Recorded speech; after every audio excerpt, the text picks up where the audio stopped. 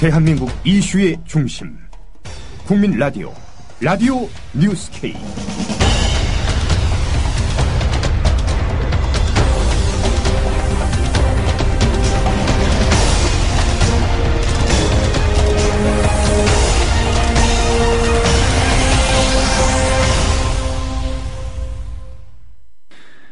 여러분 안녕하십니까? 5월 2일 금요일 라디오 뉴스 K의 아나운서 정승조입니다.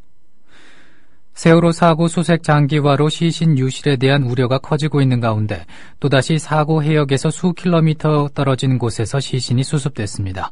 진도 현지를 연결합니다. 김진희 PD. 네, 진도 팽목항에 나와 있습니다. 네, 지난달 말에 이어서 오늘 아침 6시 30분쯤 사고 지점 남동쪽 4km 지점에서 여학생으로 추정되는 시신이 발견됐다고요. 소식 전해주시죠. 네, 앞서 지난달 30일에도 사고 현장에서 2km 떨어진 곳에서 시신이 발견됐습니다. 오늘 오전 수색 작업에서는 시신 5구가 추가로 수습돼 사망자는 모두 226명으로 늘었고 실종자는 76명입니다. 오늘 아침 진도군청에서 범정부 사고대책본부에 정례 브리핑이 있었습니다. 4km 떨어진 곳에서 발견된 희생자를 누가 어떤 경위로 발견했는지 자세하게 설명해달라는 기자의 질문이 있었습니다. 고명석 대책본부 대변인의 말을 들어보시겠습니다. 일단 225명은 저희가 이 시각 브리핑 시간 기준으로 한 것이고 확인된 사항만 발표하는 숫자이고요. 지금 말씀하신 부분에 대한 확인 부분, 이런 부분들은 저희가 좀 더 상세하게 확인을 하고 완전히 이렇게 정리가 된 다음에 발표를 할 것입니다. 예. 네, 김진희 PD. 네, 세월호 사고 주변 해역에서 희생자들의 유류품이 잇따라 발견이 되고 있다고요? 정부 사고대책본부는 세월호 사고 해역 부근인 동거차도 남쪽 1km 해상과 진도 지산면 해안가 등에서 가방과 잠옷 등 27점의 유류품을 수거했다고 밝혔습니다. 사고대책본부는 실종자 유실 방지와 유류품 수거를 위해 어선 200여 척을 동원해 사고 해역 인근 200여 개 무인도 주변 수색을 강화할 예정입니다. 그러나 실종자 가족 사이에서는 시신과 유류품이 유실되는 것 아니냐는 우려가 커지고 있는 상황입니다. 네. 계속해서 수사 관련 소식도 알아보겠습니다. 청해진 해운 직원 2명에 대한 영장 실질 심사 이어지고 있다고요? 네, 세월호 침몰 사고와 관련해 업무상 과실치사와 선박 매몰 등의 혐의로 구속영장이 청구된 청해진 해운 직원 2명에 대한 영장 실질 심사가 오늘 오전 광주지방법원 목포지원에서 열리고 있습니다. 이들은 세월호의 화물이 규정보다 많이 실려 대복원력에 문제가 있다는 사실을 알면서도 이에 대한 적절한 조치를 취하지 않은 혐의를 받고 있습니다. 한편 세월호 선사 청해진 해운의 실소유주 유병헌 전 세모회장 일가의 비리 의혹을 수사 중인 인천지검 특별수사팀이 관계사인 다판다 대표 송모 씨에 대해 유 씨의 측근 가운데는 처음으로 사전 구속영장을 청구했습니다. 검찰은 이와 함께 유 씨 관계회사의 대표이자 이른바 구원파의 종교시설 금수원의 대표인 중견 연기자 전향자 씨 등 유 씨의 측근들을 이번 주 잇따라 소환해 조사할 방침입니다. 지금까지 진도에서 전해드렸습니다. 김진희 뉴스PD였습니다. 세월호 참사와 관련해 제1야당인 새정치민주연합이 침묵기조를 유지하고 있는 가운데 정진후 정의당 의원이 국정조사를 촉구하고 나섰습니다. 당 세월호 침몰사고 대책위원회 위원장인 정진후 의원은 국회에서 기자회견을 갖고 국무총리의 무책임한 사퇴나 대통령의 사과 같지 않은 사과로는 유가족과 국민들의 가슴에 뚫린 구멍을 메울 수 없다고 밝히며 국정조사를 요구했습니다. 오늘 아침 국민라디오 조상훈의 뉴스바에서 밝힌 말입니다. 정 의원님께서 특별히 국정조사가 이루어진다면 어느 대목들을 좀 반드시 짚어야 된다 보시는지, 물론 총체적인 난국이다 이렇게 볼 수밖에 없는데 특별히 좀 그래도 이 부분은 반드시 짚어야 되겠다라고 향정하신 부분이 있습니까? 가장 큰 문제가 초동 단계에서 가장 심각하게 드러난 부분이 컨트롤타워의 부재였어요. 예. 지휘체계가 전혀 확립돼 있지 않았죠. 바로 이런 문제가 대형 참사로 이루어졌다고 보는데 이것을 검찰의 수사나 이런 것만으로는 부족하고요. 그래서 더더욱 국정조사가 필요해서 이 컨트롤타워가 왜 부재했는가, 우리의 이 안전에 관련된 대책이나 집행이 이렇게 문제가 될 수 있는가, 왜 그런가에 대해서 들여다봐야 됩니다. 예. 그리고 이제 세부적으로 들어가서는 해양경찰, 해양수산부, 국방부 이런 조직들이 실행 조직에 있어서 하나도 제대로 움직인 게 없어요. 그런 것들을 반드시 짚어내야 하고 이후에 이 해운사와 결탁 문제라든지 규제 완화의 문제라든지 유착비리의 문제라든지 이런 것들이 같이 아울러서 조사돼야 된다고 이렇게 생각을 합니다. 예. 컨트롤 타워의 부재 지적을 하셨습니다. 예. 지금 상황을 보면 청와대, 특별히 국가안보실 컨트롤 타워가 아니다. 재난 상황에서. 그리고 뭐 총리실하고 안행부 담당이다. 이렇게 얘기하는데 또 총리실하고 안행부에서는 또 다른 얘기하고 있고요. 예.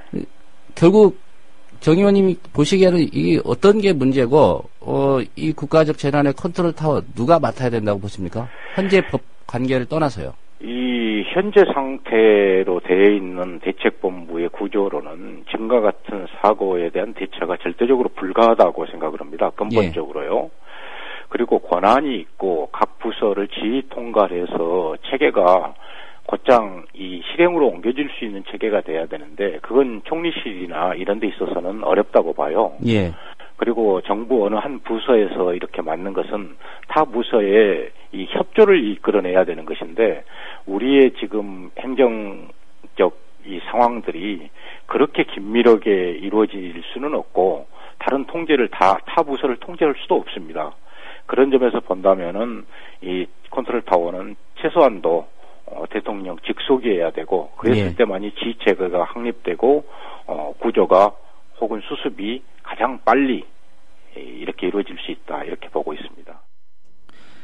새정치민주연합 여객선 침몰 사고 공동대책위원장인 김영환 의원도 세월호 참사와 관련해 국회 차원의 국정조사가 필요하다고 주장했습니다. 김 의원은 지금 민심의 파도가 대통령에게 밀어닥치고 있다며 박근혜 대통령이 국민의 원성을 샀던 권력기관장을 조치하고 야당이 이를 촉구해야 한다고 강조했습니다. CBS 라디오에서 밝힌 발언을 들어보시겠습니다. 이런 말씀을 하셨어요. 아이들이 죽어가는데 바다 위에 있는지 바다 속에 있는지 모르는 정부에 대해 성토하지 않는 게 야당 역할인가? 그건 야당 역할이 아니다. 이런 말씀을 하셨네요. 예, 그동안에 야당도 책임이 있기 때문에 침묵을 지켜왔는데 정부와 청와대가 발뺌과 면피로 일관하고 있기 때문에 이를테면 지금 희생된 아이들의 입장을 대변해야 할 책임이 야당에도 있다 이렇게 생각해서 그런 말을 하게 됐습니다. 예. 그럼 지금 상황에서 야당이 어떤 역할을 하는 게 옳다라고 보시는 겁니까? 우선은 지금 민심의 분노의 파도가 대통령으로 바로 밀어닥치고 있다고 생각합니다. 그렇기 때문에 지금 현재의 상황에서는 대통령께서 진정으로 반성을 하고 새롭게 출발하는 그런 자세를 가져야 되겠고요. 그리고 대통령을 잘못 보좌한 청와대 참모, 정부의 무능 이런 부분에 대한 참마속을 해야 된다고 생각합니다. 대통령이. 그리고 관료의 벽을 넘어서 개혁 진영을 구축하면서 국민의 원성을 샀던 권력기관장을 교체하고 대통령의 그동안의 국정 기조를 바꿀 수 있도록 야당이 촉구해야 된다고 생각합니다. 당신이 대통령이어선 안 되는 이유라는 제목의 글로 큰 파장을 일으킨 영화감독 박성민 씨가 최근 박근혜 대통령이 국무회의 석상에서 사과한 데에 대해 진정성이 없다며 비판했습니다. 박성민 감독이 어제 국민라디오 이강윤의 오늘에서 나와 밝힌 말을 들어보시겠습니다. 대단합니다. 조회수가 22만 611건, 37,577건 이렇게 돼 있네요. 대단하고요. 박 감독께서 글을 쓰신 뒤에 대통령이 조문 안산에 가서 조문했고 국무회의에서 사과했습니다. 어떻게 평가하십니까? 네, 사실은 이제 그런 제스처가 있을 거라고는 예상을 했어요. 그렇게 여론이 갑자기 이제 청와대가 타겟이 되고 박 대통령이 타겟이 되고 또 책임을 피할 수가 없게 되니까 이제 본인은 책임을 안 지려고 하셨던 것 같은데 여론이 이제 책임을 피할 수 없게 되니까 형식적인 사과라도 그냥 취할 거라고 예상은 했었어요. 바로 그렇게 할 거라고. 이제 이게 제가 보기에도 진정성이 없는 사과죠. 사실은 사과를 받아야 되시는 분들, 그러니까 유가족 분들의 뜻이 가장 중요하거든요. 근데 이제 유가족 분들께서 그것이 사과가 아니라고 하셨기 때문에 저도 거기에 동의하는 바입니다. 네. 네. 사과 받아야 할 사람이 사과 아니라고 그러면은 사과 아닌 거죠? 뭐. 아닌 거죠. 네, 예. 네. 수색 작업 중 언제 투입할 것인지를 두고 수많은 갈등을 낳았던 해난 구조 지원 장비 다이빙벨이 어제 자진 철수했습니다. 그러나 교대할 잠수사만 충분하다면 훨씬 더 길게 수색 작업을 벌일 수 있다는 사실이 확인됐습니다. 기존의 수색을 방해한다는 해경 입장도 근거를 잃은 것으로 보입니다. 장부경 PD가 설명해드립니다. 다이빙벨은 장기간 잠수 작업을 가능하게 해주는 장비입니다. 이종인 대표의 다이빙벨은 3명의 자원봉사 잠수사들과 함께 세월호 침몰 현장에 투입됐습니다. 해상지휘는 이종인 대표가 맡았습니다. 오늘 새벽 3시 20분 다이빙벨이 민간 잠수사 3명을 태우고 물속으로 투입됩니다. 다이빙벨은 기지 역할을 하는 바지선의 크레인에 체인으로 연결돼 있습니다.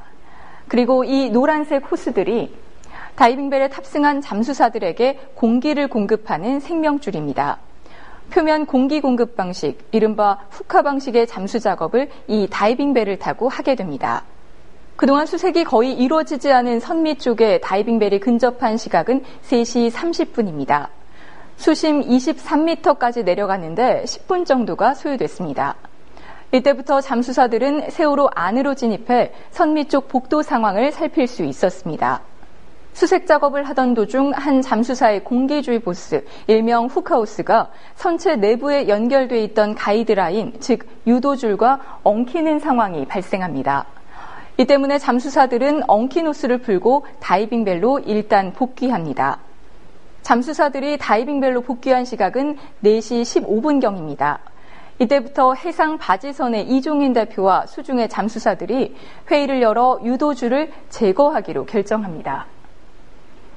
어지럽게 설치된 유도줄들은 이후 선체 수색에 장애가 될 수 있고 공기 공급 호스와 엉킬 경우 잠수사들 생명까지 위험해진다고 판단해 하나만 남기고 모두 제거하기로 합니다. 이에 따라 잠수사들은 4시 25분부터 약 15분 동안 유도줄 제거 작업을 벌였습니다. 이 같은 상황은 해상 바지선에서 해경 관계자와 실종자 가족 그리고 동행한 국민TV 취재진 등이 다이빙벨과 잠수복에 장착된 수중 카메라를 통해 확인할 수 있었습니다. 이종인 대표가 철수 결정을 내린 시점은 새벽 4시 40분입니다. 이후 안전을 위해 감압 조치를 취하며 다이빙벨이 해상 바지선으로 올라온 건 5시 10분경입니다. 이렇게 다이빙벨의 첫 수색 작업은 110여 분 만에 끝났습니다. 지금까지 해경이 주도한 수중 수색 작업에서 가장 길었던 때가 지난 23일 65분이었습니다. 사고 해역의 악조건에서는 다이빙벨이 적합하다는 사실이 사고가 일어나고 보름이 지나서야 확인됐습니다. 국민TV 뉴스 장부경입니다. 새정치민주연합 김한길, 안철수 공동대표 등 당 지도부가 오늘 본회의에서 기초연금법안을 처리하기로 가닥을 잡았습니다. 이에 따라 국회 보건복지위원회 위원장인 새정치연합 오재세 의원은 오늘 오후 본회의에 앞서 복지위 전체 회의를 소집해 기초연금법안을 직권 상정할 예정입니다. 오늘은 전국이 맑겠습니다. 낮 최고 기온은 어제보다 조금 높은 19도에서 29도의 분포를 보이겠습니다. 오후에 구름이 많아지겠고 서울, 경기와 강원 영서 북부에는 오후 한때 비가 조금 오는 곳이 있겠습니다. 서울의 지금 기온은 18.7도입니다. 지금까지 라디오 뉴스 K를 마칩니다. 아나운서 정승조였습니다.